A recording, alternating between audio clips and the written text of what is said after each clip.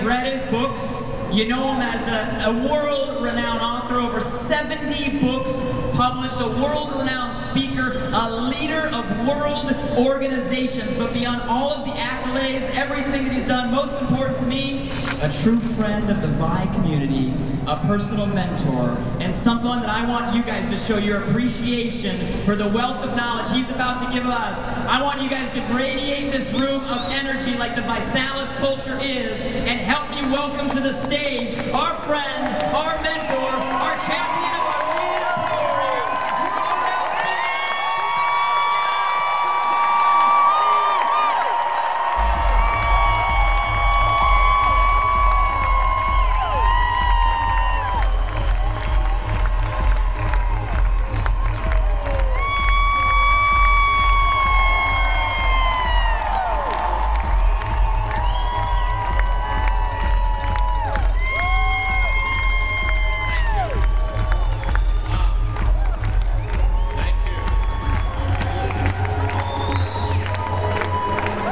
Be seated.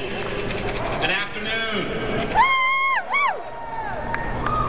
I am so glad to be here with you. Get all your cameras out to get your pictures. I want you to do me a favor. I want you not to take a picture now of me for a moment. Get your cameras out. Everybody get your cameras out. Everybody get your cameras out. You with me? Everybody. Okay? Everybody got him? No, there's 3 on that side. Now, on the count of 3, take a picture of it. No, there were 3 there. 1. Oh, this is good. 2. 3.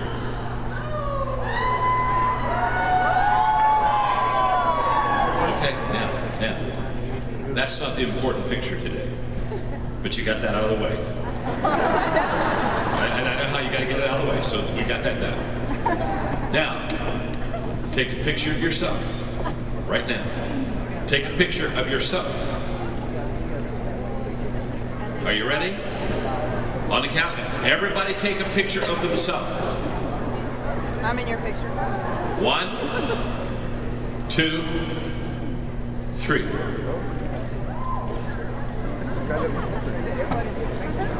Did you get a picture of yourself? Do you look pretty good? Okay. Now, one more time, one more picture. Turn around and take a picture of somebody you're beside. Take a picture of each other.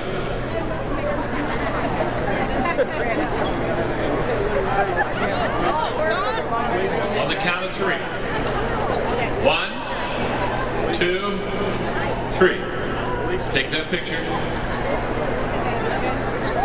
Okay, you got your pictures done? All right, grab a seat, let's go.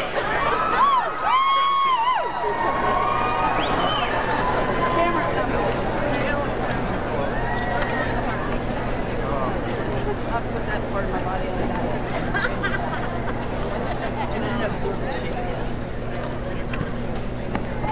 I am so glad that you've allowed me the opportunity today to talk to you about the ViSalus values.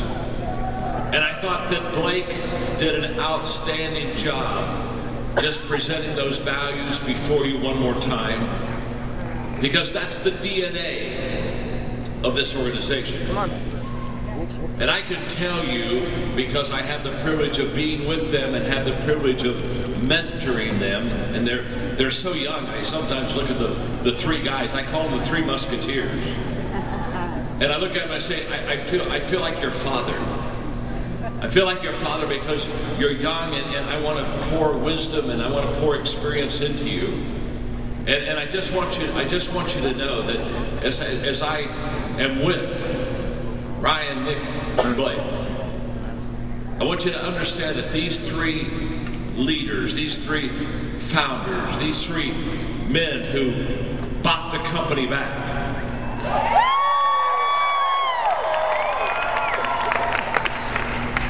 these 3 guys live these values. And I can still remember the meeting when I was with them, and I said, well, do you have values for your organization? It was an introductory meeting, and they gave them to me, and I fell in love with your values. tell you, I do a lot of work with a lot of organizations, and I see a lot of value statements, and I see a lot of values. And what I want you to understand is, I have never seen any organization that had 6 better, more clear values than what you have at ViSalus. You have beautiful values. And I had you take a picture of me today because you're going to look back at this conference, you're going to look back at this weekend, you're going to look back maybe at this teaching, and you're going to say, this is where the values of ViSalus began to become fresh to me. And John Maxwell was the guy who kind of talked about our values. And so I had you take a picture of me, so I'm the values teacher for a few minutes, okay? And then I had you take a picture of the person beside you. And the reason I want you to take the picture of the person beside you is that person just like you. For ViSalus to be successful, we're going to have to live out and carry those values. And then I had to take a picture of yourself. Because that picture means that today, starting now, you're going to eat, breathe, and live the values that we talked about. Because I'm here to tell you, vision may tell you where you're going, but values, that's the behavior that gets you there. And the values, as Blake said so truthfully, that's the culture of this company. It's who you are. And culture eats vision for lunch. Always has, always will. Culture is 10 to 1 more important than vision. It's easy to have a vision statement and put it on the wall and say, this is where we're going. But when you put values on the wall, this is how we live. This is who we are. This is our DNA. And I want you to I want every one of you to begin living, walking, talking, breathing this DNA. I want it to become who you are. Until when somebody sees you, these values that you had shown before you, these will be the values that you live, eat, breathe, sleep. The people will say, this is who they are. So if you'll allow me in my short time today, I want to walk you through the values, and I want to make a couple of comments about each one. And as I teach you these values and make a couple of comments and pull them out for you, at the end of each one, I'm going to give you 10 seconds to evaluate yourself on how well you are living out these values right now. So let's talk about the first one. Be inspired. Be inspiring. What I love about the way this value is laid out is that you understand at ViSalus that before you can inspire others, you have to be inspired yourself. In other words, people ask me all the time, they'll say, John, what motivates you? Who motivates you? It's a question I'm asked all the time. What gets you going in this whole process? And I tell them, what motivates me is I do what I love, and I do it with people that I love. In other words, what I'm doing today is what I love. It's not work. It's what I love. You see, work is not work unless you'd rather be doing something else. And there's nothing I'd rather be doing today than sharing with you success principles that will help you become a very successful person in this organization. And so this isn't work. This is I'm doing what I love, and I'm doing it with people that I love. And I have fallen in love with ViSalus. I have fallen in love with it. I'm asked to mentor a lot of people. But when these 3 guys looked at me and I saw their potential and I saw their giftedness and I saw their heart for you and I saw their vision and I saw their mission, I said, I want to take my life and pour it into their life. Because I want to live on forever. You see, I'm 67. I'm not old, but I'm older than you. And I'm not going to live forever. But I want to live forever. Well, how am I going to live forever? I'm going to live forever by pouring myself into younger people like you and teaching you those principles. And so when I die, I won't be dead. And they'll look at you and they'll say, well, we won't see him anymore, but we'll see him around every day. In you. And I said, I want to mentor these guys. I love what I do, and I love the people that I do it with. And I purposely chose you because I think you are an organization that your greatest days are still before you.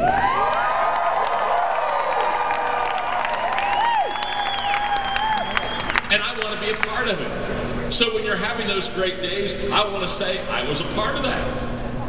Hey, I mentored those 3 musketeers, okay? I poured my life into the lid. I poured my life into those tables that we're starting to get running here. I want to be a part of it. I wish I had my father here today. My father is 92, and my father he still works. He's amazing. He's the most. My mom passed away 5 years ago. They'd been married for 68 years. And so we asked my father, who still drives his car, still speaks, still travels. We said, Dad, would you just kind of be in this wonderful assisted care living area so that if you need any help, you can have help? And so he has a villa. He has a villa there, and that's where he lives. And in fact, he just a couple years ago married a wonderful gal. I'm so happy for him. She's only 81. He calls her his chick.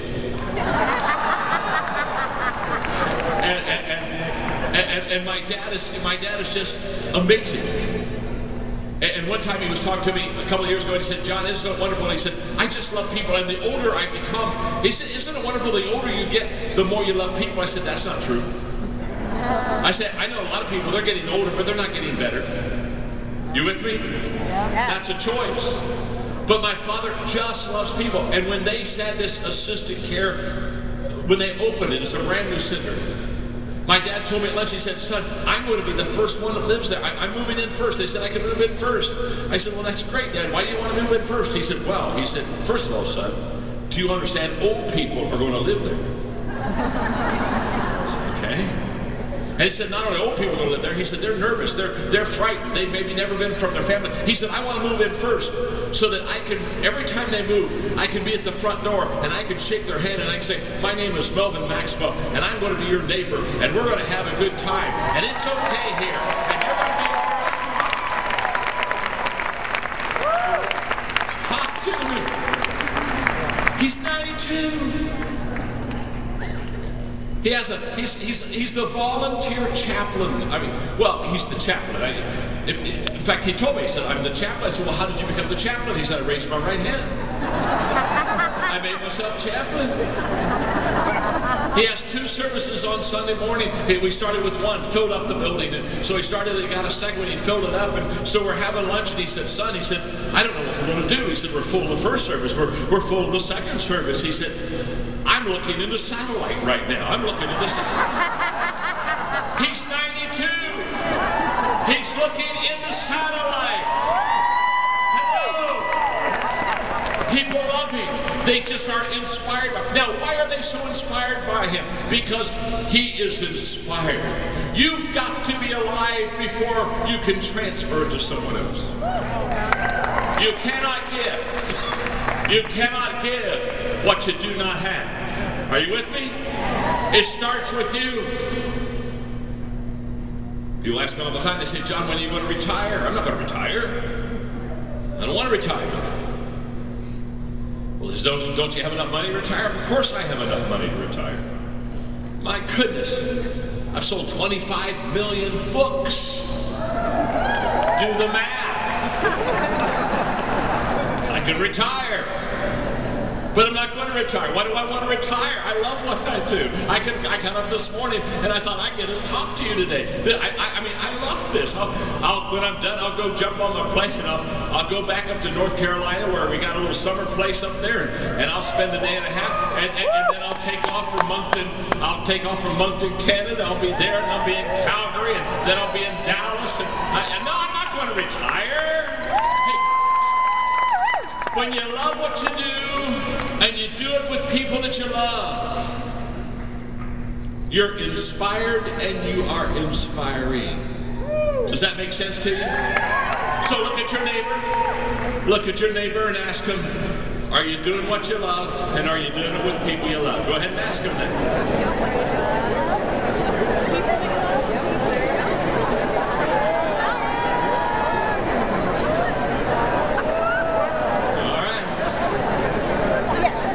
Here's what I want you to do. I want you to evaluate yourself from a 1 to a 10. Take this value.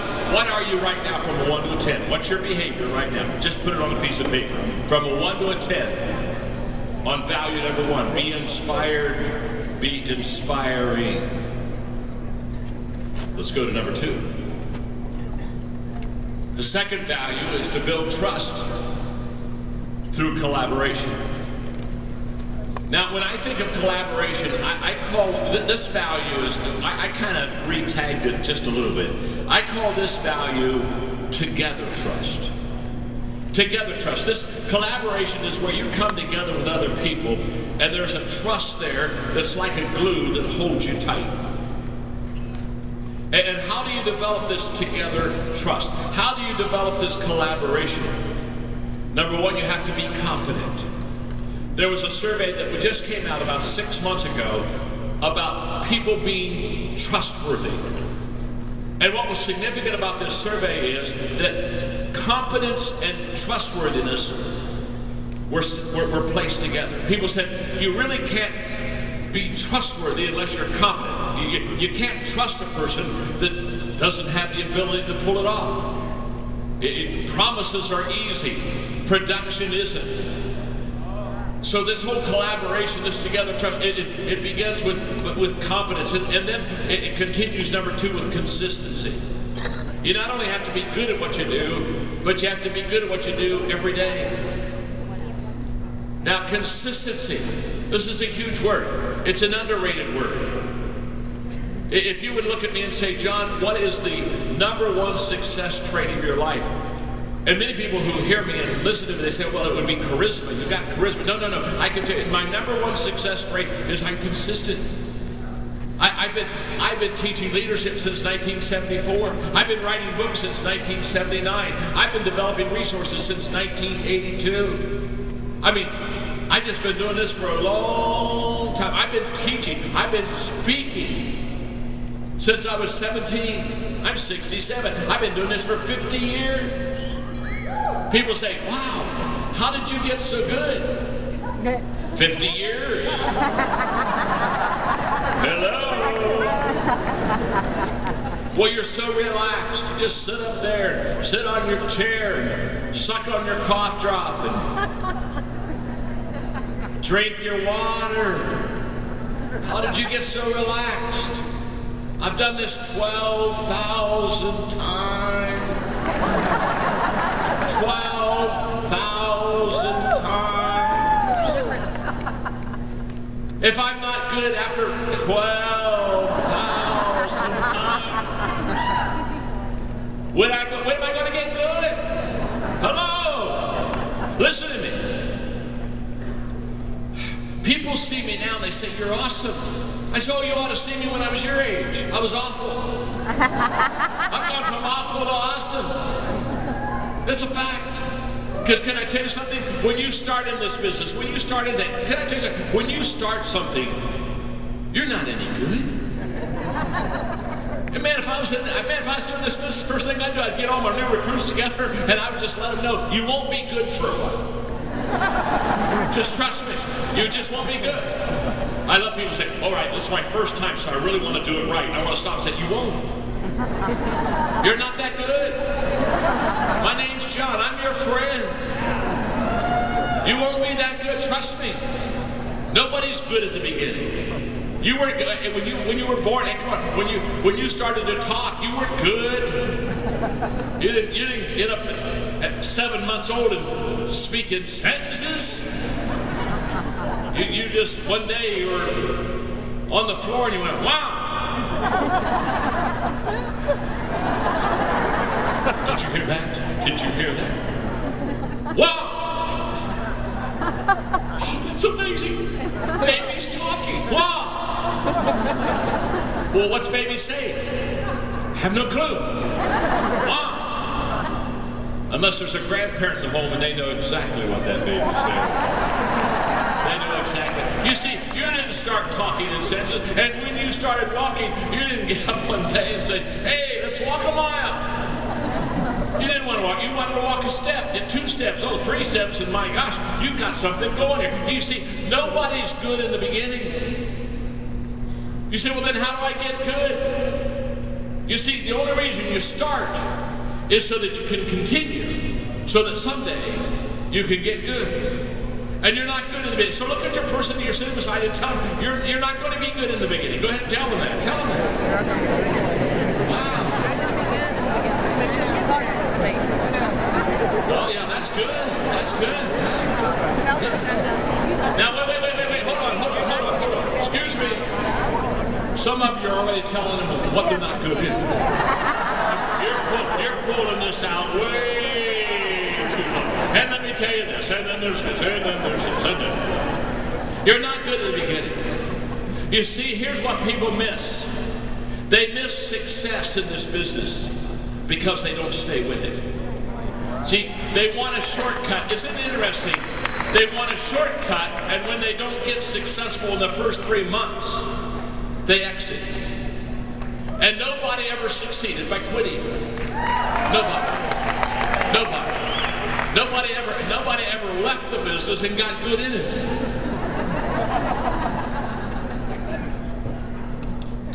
Consistency. This is huge in trustworthiness and collaboration. The fact that I know consistency, it's not a sexy word, I know that. I mean, if somebody says, oh, you've got some great qualities. Well, okay, what are my great qualities? Go ahead, tell me. You only got an hour. Go ahead. Well, the thing I love about you the most is oh my gosh, you are so, wow, you're so,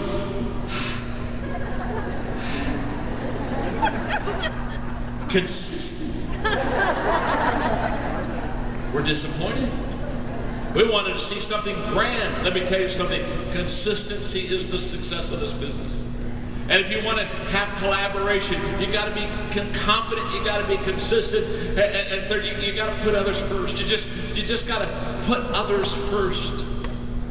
If I had time today, I would talk to you about a nonprofit organization that I have called Equip. We have trained 6 million leaders in 194 countries. And we understand all about how to collaborate, how to come together. And here's what I want you to know. You're better together than you are alone. Yep. You're better together.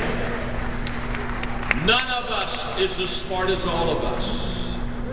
And some of my best thinking has been done by others.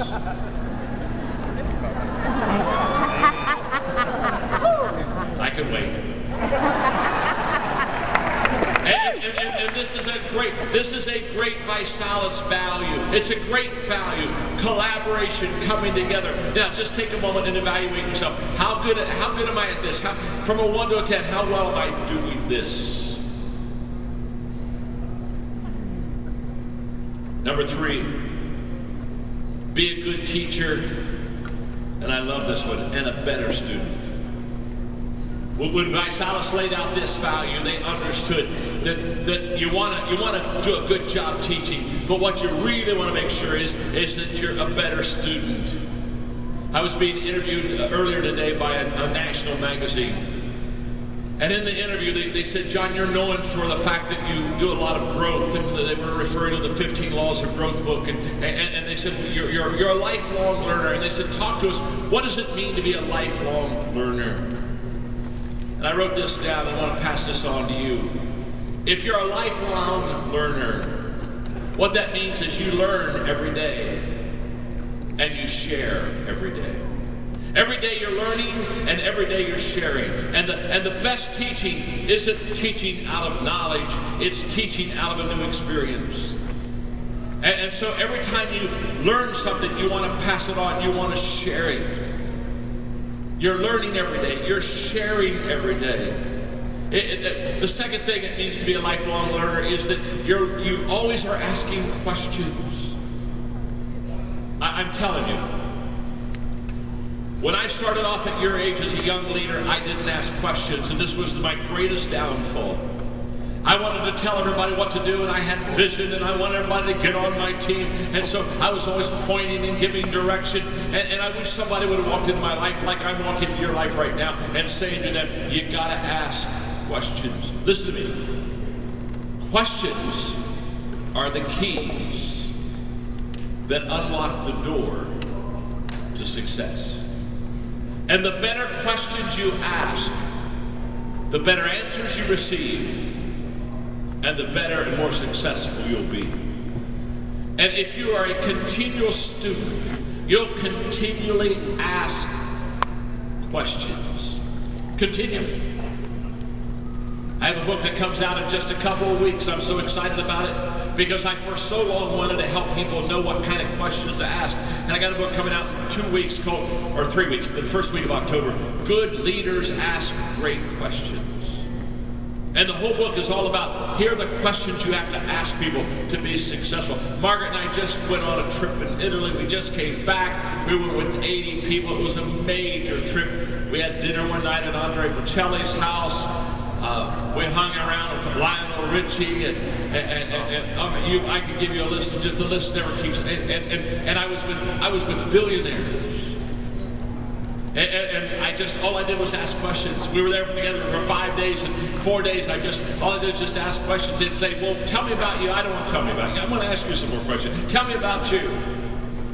And we're on the plane coming back. We had Mark Cuban's plane. We were chartering his plane. We were coming back from Italy, and for 4 days, all I'd done was ask questions. And when we got on the plane and came back, I kid you not, I held court for 9 hours. Because all I did was pour it. I knew everybody, knew everybody's kid's name, knew all about people. I walk around, I was connecting. In fact, as soon as I got back home, I sat down, got my notepad out, and I wrote every one of them a personal note. We're kind of connected with them one more time, signed a book for them, sent it already out to them. But my life is full. If I sat down with you for 30 minutes, I will promise you, I would begin asking you questions within the first 30 seconds. In fact, Jim Collins and I were in Las Vegas recently together. We were going to have lunch together. We sat down, and Jim looked at me, and I looked at him, and I said, I go first. Because we knew what we were going to do. I go first. And so I went first. He said, well, then I get to go after you. And so what we would do is we'd answer each other's questions as quickly as we could so we could ask the question. Now what I'm saying is very simple, very simple. In this whole issue of being a learner, you got to continually ask questions. You just got to understand everybody is your teacher, and you want to learn from them. Number 3, you've got to love learning more than you hate failing. Well, that's good, isn't it? Woo! Yeah, it is good. I know. But I've done this 12,000 times. If I can't get good by now, I'm not going to get good. You got to love learning more than you hate. Because, well, you say, what do you mean by that, John? It's very simple.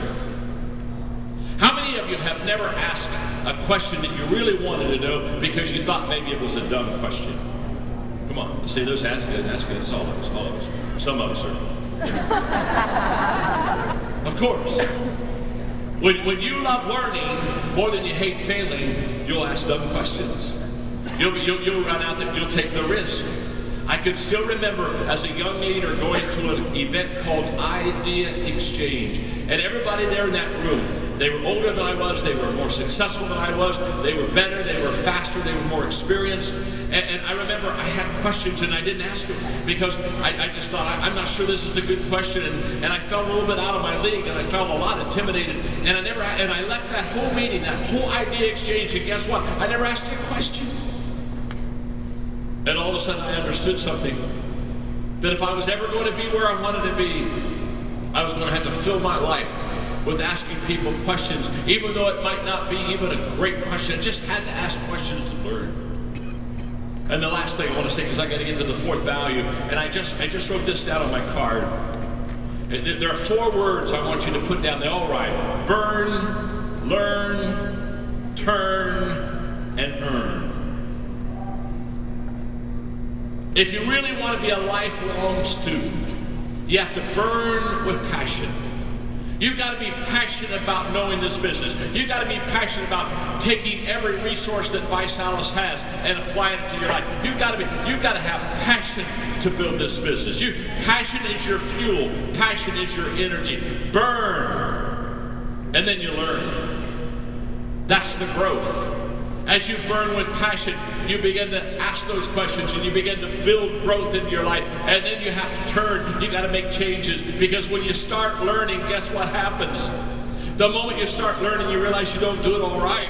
And you got to make changes, and you got to do U-turns, and you got to be in reverse, and you got to back it up. This whole process of learning is an experience that means I take 2 steps forward and I take a step back, and then I take a couple steps forward. That's the process of this whole entire learning.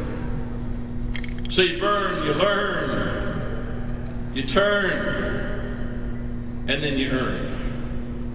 That's when you earn respect, and that's when you begin to earn money, and that's when you begin to earn relationships, and that's when you begin, now all of a sudden you're developing a credibility in this business because you've been a lifelong student. And when you learn something, sit down with the people in your group, on your team. When you learn something, sit down with them and begin to share with them what you're learning. And the best teaching, this whole issue of being a good teacher, means that first of all, I learned it and then I pass it on. And somebody said, how long should I wait before I pass on something I've learned? Listen carefully. After you have learned something, you should wait at least 5 seconds.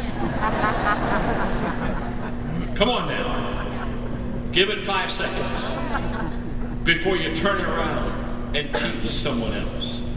Every day you ought to say, I'm going to learn something today, and as soon as I learn it, I'm going to pass it on, I'm going to teach it. Value number 3 of ViSalus. How well do you do on that value from a 1 to a 10, 10 being top? How well are you doing on this? See, I'm wanting you to evaluate yourself for one simple reason. These are all behaviors. These are all things that you do. You flesh these things out. Let's go to number 4. Number 4 is think like an entrepreneur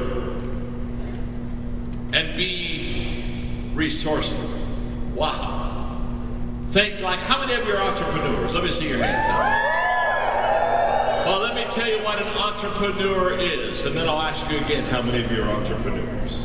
I love the word. It's a French word that basically comes from the entrepreneur really has its roots from being a person that was very low productivity to high productivity. So an entrepreneur is a person who takes little or nothing and makes something out of it. That's what an entrepreneur is. That's what an entrepreneur does. Yeah. And here are the characteristics of an entrepreneur. Number 1, they're a self-starter. They're a self-starter. In other words, what they do is they get up every day, and they don't need an alarm clock. They don't need somebody to call them on the phone and say it's time to get up. They don't need somebody to motivate them. They don't need a song to kind of cheer them on and get them going. They don't need any of that. You know, I run an awful lot of people, and they're what I call warm-up people. It takes them about 3 hours to warm up. You know what I'm talking about? And I look at him and say, oh, you're not good yet, are you? No. Well, when are you going to get good? Oh, it's going to be another hour or 2. I'll get there. I'll get there. Entrepreneurs start early. They start early. I start early. I get up every day at 5:30. I start early. In fact, by the time most people are up and they're starting to work, I want to call them on the phone and say, excuse me, I've already been doing this for 2 or 3 hours. You've already lost. I am so sorry. I don't know how fast you can run. Can I tell you something? The person that wins the race isn't the fastest person. It's the one that starts first. I was having dinner with Gail Devers one night. Gail Devers has won Olympic medals as a track and field athlete, a great lady for the United States in 3 different Olympics. And I looked at Gail and I said, Gail, I'd had dinner with her and her husband all evening. I said, Gail, I've been thinking about you when you're running. You've got all those Olympic records and you're so fast. And I I hesitate to say this, but I feel that I must. Gail, I just want you to know that I could win a 100-yard dash race with you.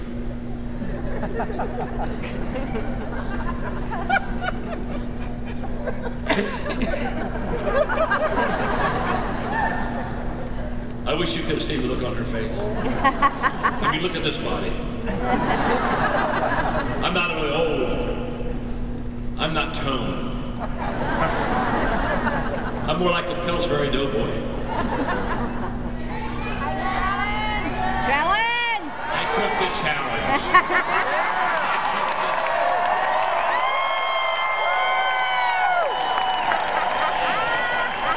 You are so late. You are so late. You have to start early to get to me. You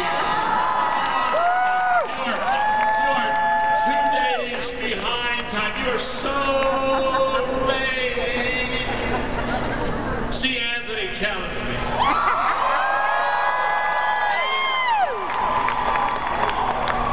Said, John, you've taught me so much. I've learned from your books. You've been my mentor. And I want to challenge you, fat boy.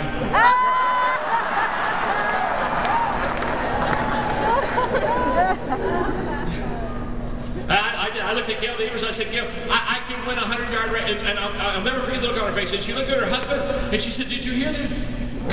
She said, I heard that. And then I loved it. She looked at me.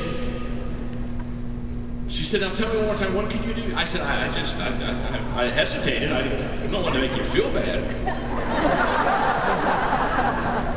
But I just wanted you to know I can 100-yard race, I can win with you.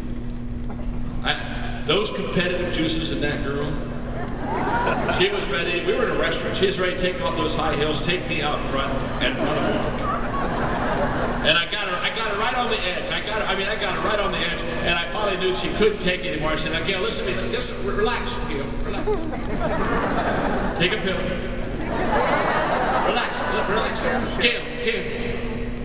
I can win a 100-yard dash with you if you let me have an 80-yard head start.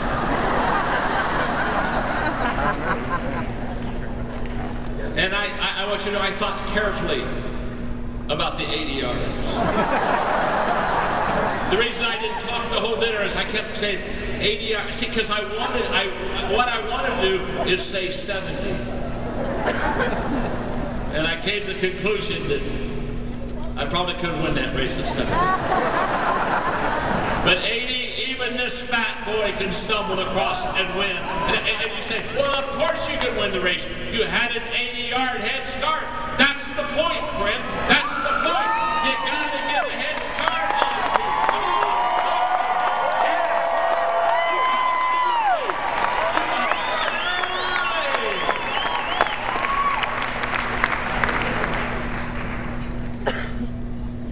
You're beautiful. You're beautiful because you catch it. You got to start early, and you got to get out in that front of that race. And by the time everybody else gets up, just call them on the phone and say, have a good day, you lost. We are the champions.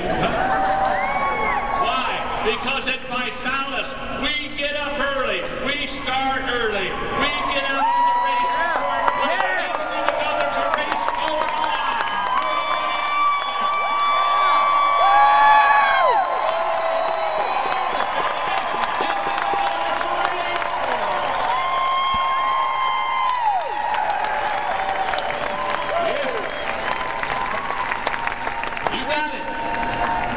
And if you're an entrepreneur, you start early. You get started. You're a self-starter. You don't need anybody to motivate you. Well, I tell you what, well, I'd like to get started, but well, I don't know how I feel yet. I think I just need to if I could just kiss the pillow a little longer. Can I tell you something? There's a day that you're going to die, and you can kiss the pillow forever. Okay? Entrepreneurs, they get going. Secondly, another characteristic of an entrepreneur, because that's a value here. You got to think like an entrepreneur, is they work harder than others. They work harder than others. Isn't it wonderful you've taken that secure job that you used to work 8 hours a day, and now you're at Visalis and you get to work 16? Isn't that just the most wonderful thing in the world? you're doing good, aren't you? Well, you say, now what's the difference? I'll tell you what the difference is. When you love what you do, it's not work. It's not work. See, I don't know. People tell me all the time, they'll say, well, John, you work hard. And then I said, well, I don't think I do. Because this isn't work. This isn't work. This isn't work. I don't know if you're having any fun. I'm having the time of my life. There's no work here. I'm not working. I'm loving this. This is good stuff. This stuff will change your life. This stuff will change your life. I get to get on a plane a while and go back to Highlands, North Carolina, and I get to go back home the whole time. All the way back, I got to help change lives today. Yes, I got to hang with the B crowd. Man, this is good stuff.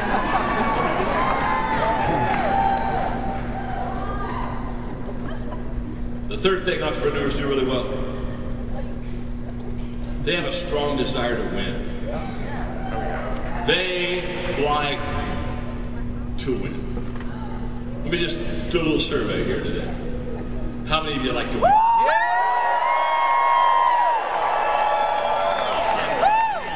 How many of you hate to lose? But I love to learn more. I played college ball. After 10 years, I went back for my college reunion. And so somebody got the idea that the old ball players on the team should play the new ball players in basketball. I mean, I've been 10 years out of this game. You got to be in shape to play basketball. I mean, when the game started, I knew I was in trouble. I mean, the guy I was guarding, he was fast. He was, oh. In fact, he came down the floor and he faked left, and I went left, and he went right. And he made a layup, and they told me about it. I was on the floor myself. and I looked, I said, oh my goodness. I'm in trouble. I'm in trouble. He's quick. He's fast. He's been practicing.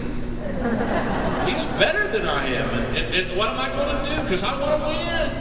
And I'm not going to. He's better than I am. And then I realized that the great thing about basketball is you get 5 fouls. And what's great about basketball is a foul is a foul. So you can either kind of slap him and get a foul, or you can smack him and knock him down and get a foul. So I decided to make my fouls count. I want to have some quality fouling going on here. Well, the next time he faked left and went right, I didn't fall for that. I just tripped him. Next time he came down and went up for a jump shot, took these two right for the eyes. And listen, you don't have to hit both eyes if you just hit one. This really burns. I tell you, it's just tough. It's just tough. It gets tough. A couple minutes later, the ball's loose, and he's on top of the ball. He's kind of got it, and I thought, boy, I'd like to have that. So I just took my old flat body, went over there, and just dropped right off. Boom! The old ball squirted out right from my arm. Now it's mine. He's jumped up. He can't handle it anymore. Terrible spirit. Looked at me and said, wait a minute. He said, come on now. He said, hold on. He said, this is just a game. This is just a game. You're playing hard. I got the ball in my arm. Well, if it's just a game, let me win. Entrepreneurs, they love to win. And they're gonna win. They love to win. Number 4 characteristic of an entrepreneur is they value opportunity more than security. They love opportunity, and they'll give up security. Listen, I have had 7 major changes in my life. And 5 of those major changes, the place I went after I made the change, I made less money than I made in the previous. I mean, 5 out of 7 times I made a change and made less money in the beginning because I wanted opportunity. And let me tell you something about life. Every time you've got a decision to make like this, life is a trade-off. You've got to give up something to get something. You've got to give up to go up. And what people that understand this whole business is, they understand that they'd rather have opportunity than security. Because if you got opportunity, down the road you'll get all the security you need. And let me tell you something. If you're good, you'll always give. If you're good, now if you're not good, you won't ever trade security for opportunity. If you're not good, you're going to hold on to security. You know what you want? If you're not good, you want a set job and a set place and a set time until you die. You understand? You want tenure. You know, we're supposed to leave footprints in the sands of time. Most people I know, they leave butt prints in the sands of time. They've been sitting on their butt for a whole time. That's funny. Number 5, they deal with the slaps of life. I love that. They deal with the slaps of life. You say, John, what are the slaps of life? It's the tough things. It's the adversity. It's the difficult times. And entrepreneurs, they understand they're going to get slapped. In fact, one of my favorite questions to ask when I'm with an entrepreneur is, tell me what your biggest slap was. Tell me what was the biggest slap that just knocked you flat? Come on, tell me about it. And then we play the slap game. My slap's been bigger than your slap. And we just compare slaps. Because entrepreneurs, they always they drop and they lose and they fall, but they get back up. They're like my friend who said, I'm never down. He said, I'm either up or getting up. I wrote a book several years ago called Failing Forward. And it's just a book on how to fail. Successful. And in fact, I was on Good Morning America, and they asked me, they said, where did you do the research on the book? And I laughed, I said, I didn't do any research on the book. It's all out of my life. All the stupid things I've done. I wrote it on a cruise. I wrote the book on a cruise. Margaret and I went on a cruise. We went to see the fjords of Norway. And about a week before we left on this cruise, I looked on the calendar and saw it was a 2-week cruise to see the fjords.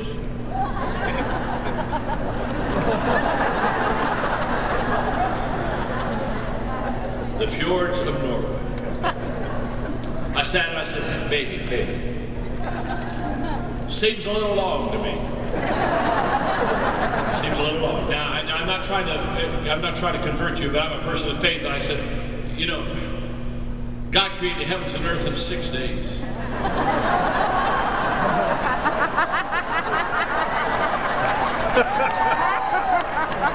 And we're going to take 2 weeks to see the fjords of Norway. So we went on this wonderful vacation for 2 weeks. Anybody that says they don't believe in compromise has never been married very long. And so we got this beautiful suite right at the front of the ship, and so we go in these inlets to see these fjords, and I had a table just like this, and I write with a legal pad. I write with a 4-color pen and a legal pad, and so I'm writing the book on Failing Forward. I said, because here's what we did a deal. I said, okay, I'll go for 2 weeks to see the fjords of Norway, if you'll let me write a book, because at least I get something done. And so she said, yes, so I wrote Failing Forward. So I write on a legal pad, I write a page, I'd hand it to her to read it. I'd write the second page, she'll read it, you know what I mean, give me thoughts and ideas. And we'd see a fjord. And I said, hey,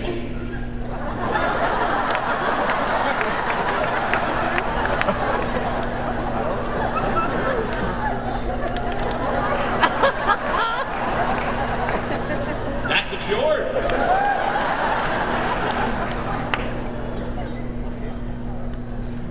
Wow.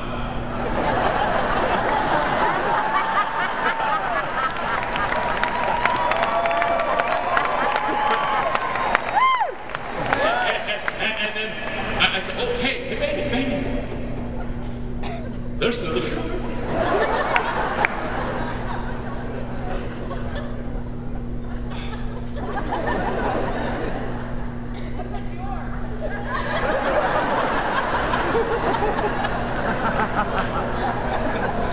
You know what? That fjord looks just like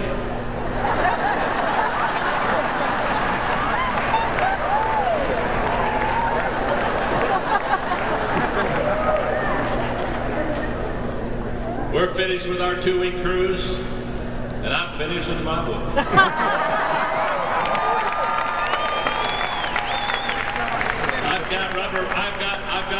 I got about 280 legal pages done with rubber bands around them. We're walking off the ship and she stops about halfway around, turns around and says, I love the book, John. I said, thank you. I said, what did you love about the book? She said, you're just so honest. She said, every page of this Failing Forward book, you just talk about another failure. And you're just candid. Well, I messed up here, I messed up there, and I sure did that wrong. Woo, I really did screw that one up. She said, the reader's going to love this book. They're going to say, oh my gosh, he's successful, he did these things. She said, there's only one problem. I said, what's the problem? She said, you didn't get all your failures in the book. She said, I see a series. Failure 101, 201, 301. She said, you've got at least 5 or 6 of these in there.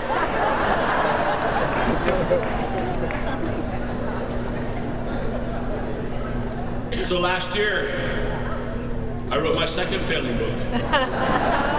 Sometimes you win, sometimes you learn. Yeah, it's postgraduate work.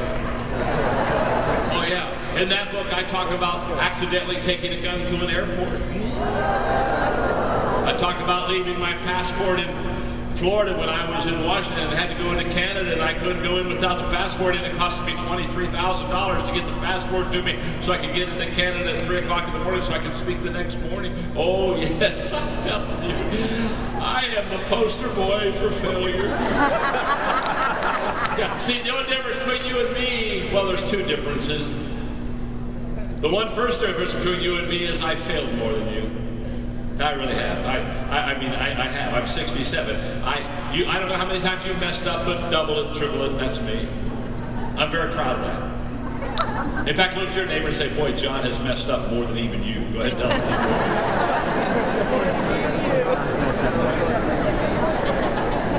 Oh, there's another difference. There's another difference. The second difference is there is another difference. The other difference is I've gotten back up more than you. Yeah!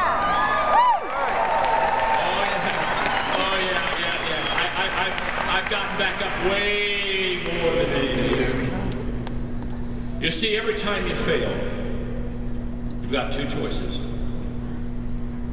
95% of the people, when they fail and mess up, they take the choice of leaving. They fail and they say, oh my gosh, I'm not any good at this, I'm out of here. I'm done. Where's the exit? And they leave. But about 5% of the people, when they fail, while they're down on that floor, they're saying, okay, I didn't do it right. What can I learn from this? And if you learn from your failures, you never have to leave because of them. But if you leave because of your failures, you'll never learn from them. Does that make sense? Oh yeah. Oh yeah. And an entrepreneur, in being an entrepreneur, vice out, it means you're going to mess up. In fact, look at your neighbor right now and say, you're going to mess up. Go ahead and tell them that. You're going to mess up. Go ahead and tell them. Oh, that's good. That's good. Hey. Look back. Hey, look at him the second time and say, I already have messed up. I'm sitting beside you.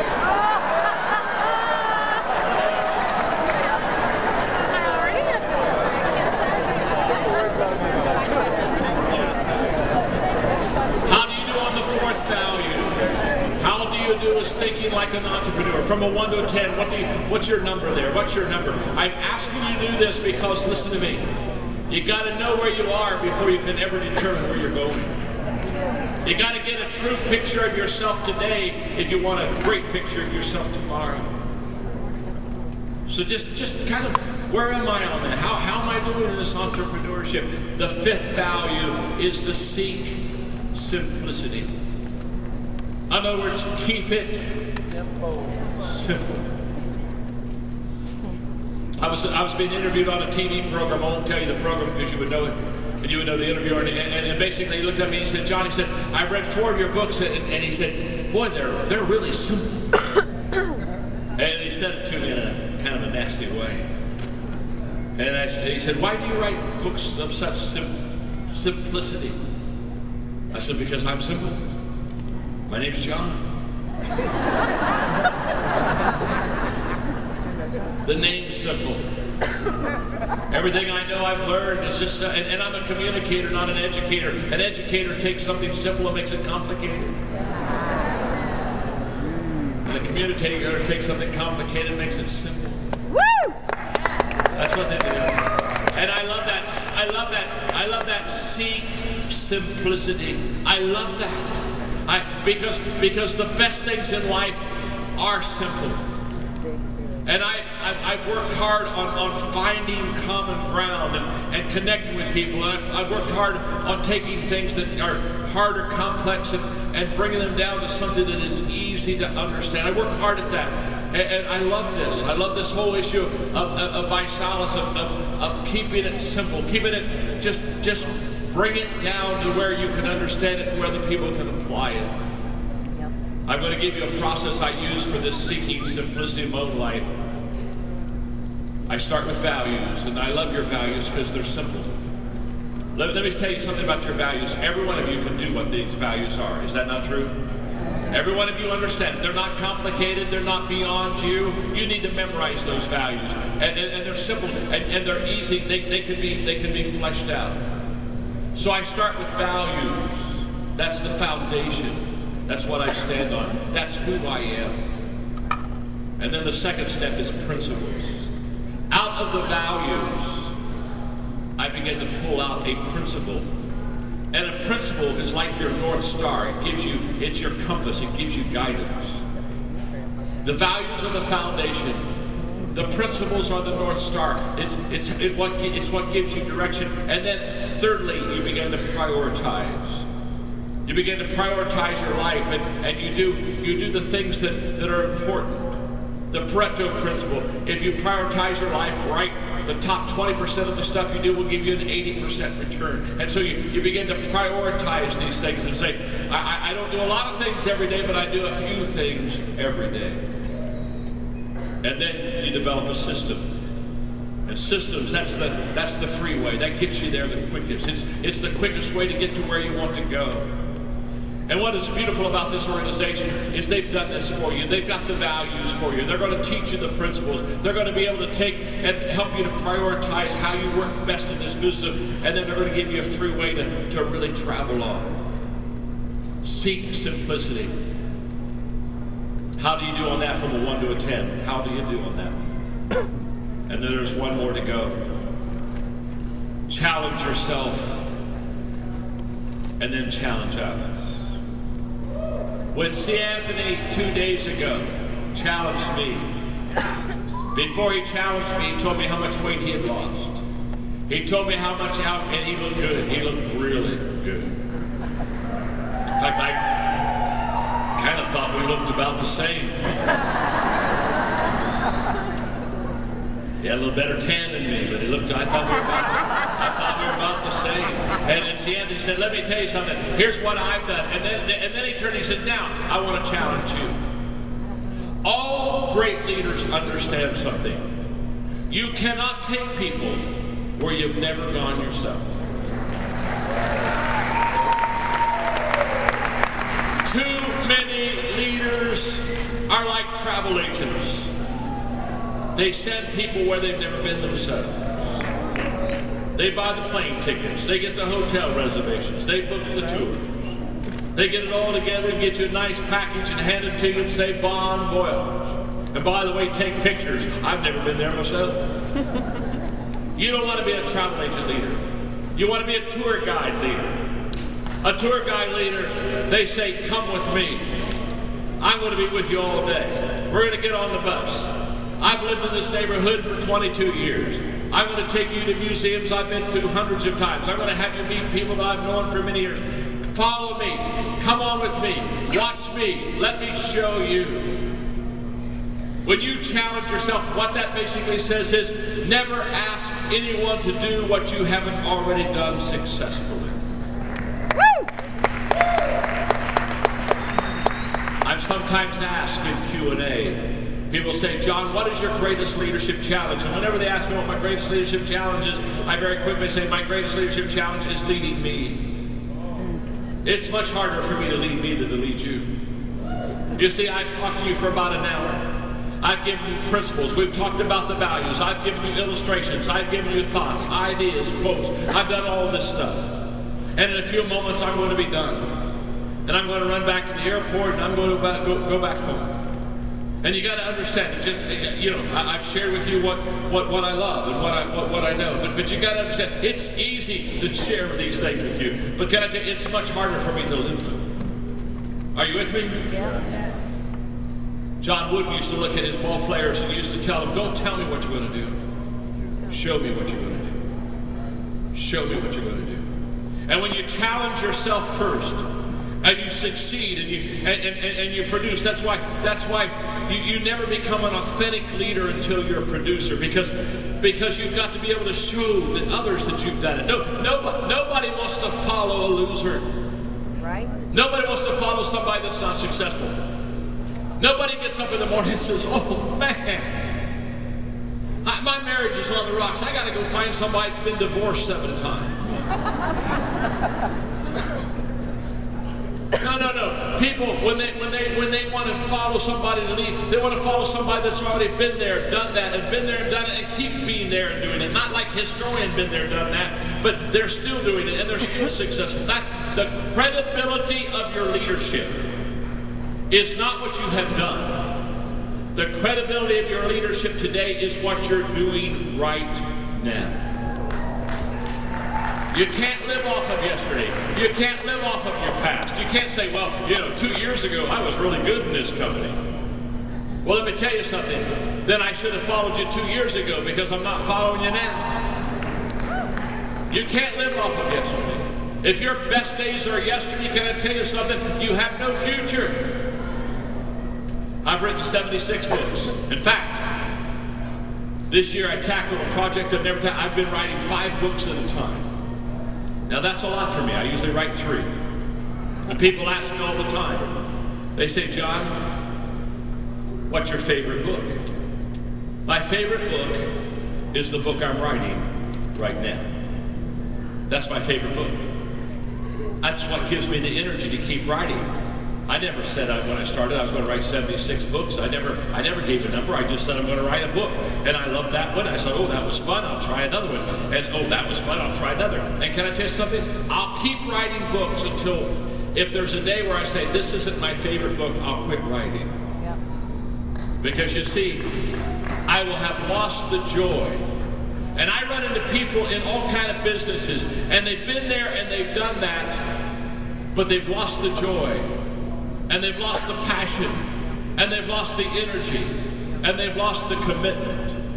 And I just want to say to you, you've got 3 founders that are absolutely as fine a leaders as anyone on earth that you would ever want to follow.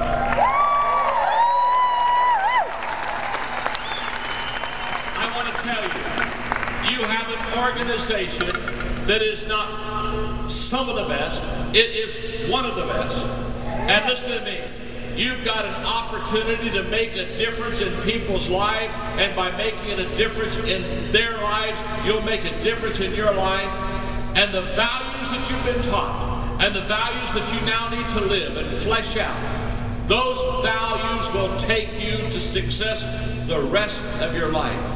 And as you succeed, and as you achieve, and as you have your greatest days in this company, and as your company has its greatest days with you, remember,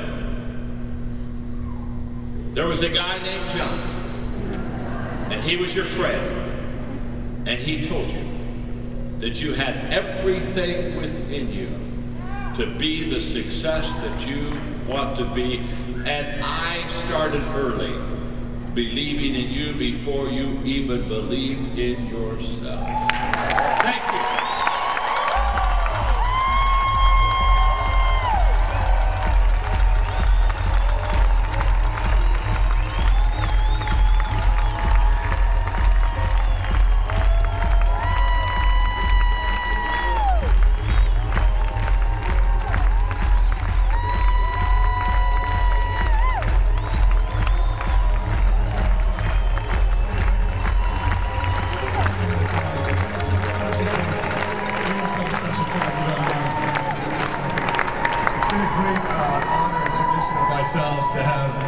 what's called our Global Leadership Award. This award was first created after John Wooden, personal mentor of mine, and mine one too. of yours as well. Absolutely. And we've since given it out to Coach Brown and Percy Miller and a few others. And John, being the architect of our leadership program, putting together the LID group, a personal mentor to myself, Nick and Blake, we'd like to honor you with the 2014 ViSalus Global Leadership Award.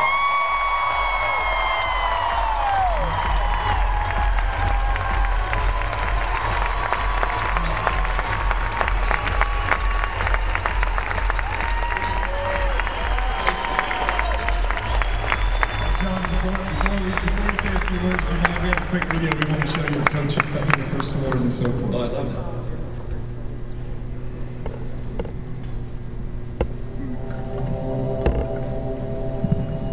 that. Founders of the company said, how can we acknowledge Coach? How can we give him something? How can we make ViSalus stand for what Coach Wooden represents? How can we as a company acknowledge that leadership? So we decided to create an award called the ViSalus Global Leadership Award. First of all, it's very difficult for me to express my feelings over being selected for the first recipient of this award. But I do appreciate the thought, honor, and deeply thank all of you that had any part in the decision of making this. He is the father of the Body by Body Challenge and a mentor to myself, Nick and Blake, and all of you. Please make sure you welcome Coach Dale Brown. This is an individual that changed an industry. He had made massive contributions to his community. He literally stood up and created a foundation that supports at-risk youth. This is your first Nobel Prize, 2010 recipient of the ViSalus Global Leadership Award.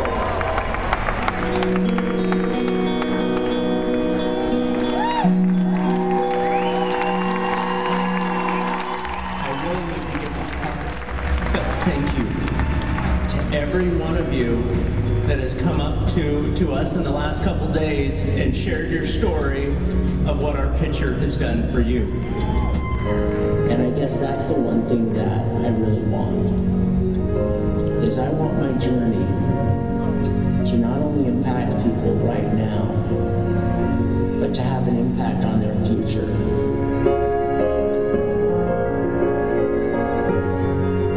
Mr. Maxwell, congratulations, sir. Thank you very much.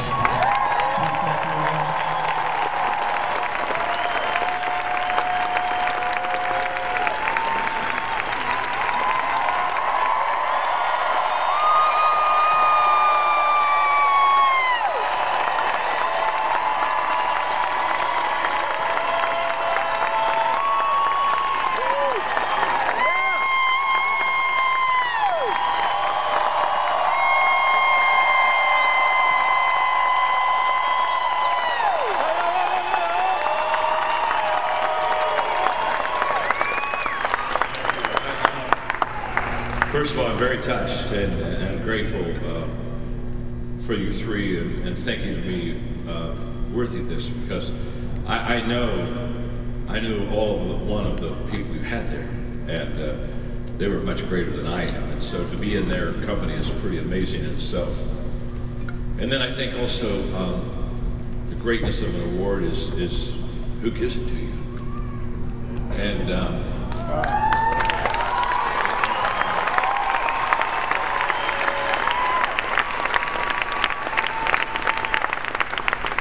I just want to say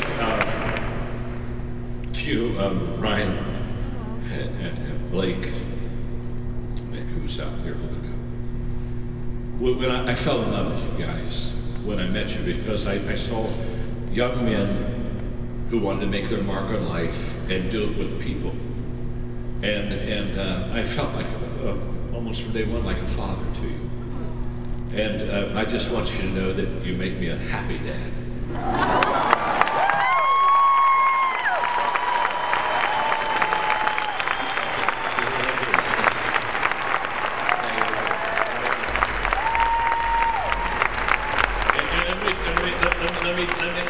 Let me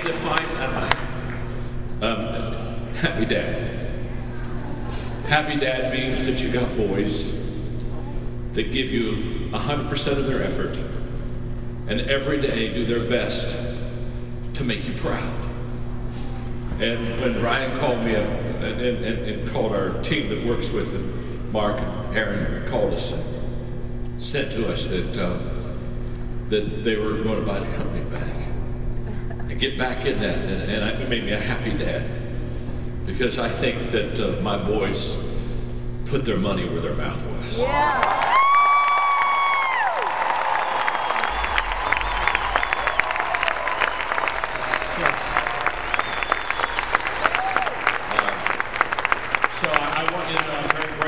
Because another thing that makes a happy dad is to have a lot of children, and a lot of children that are doing well, and you're my children.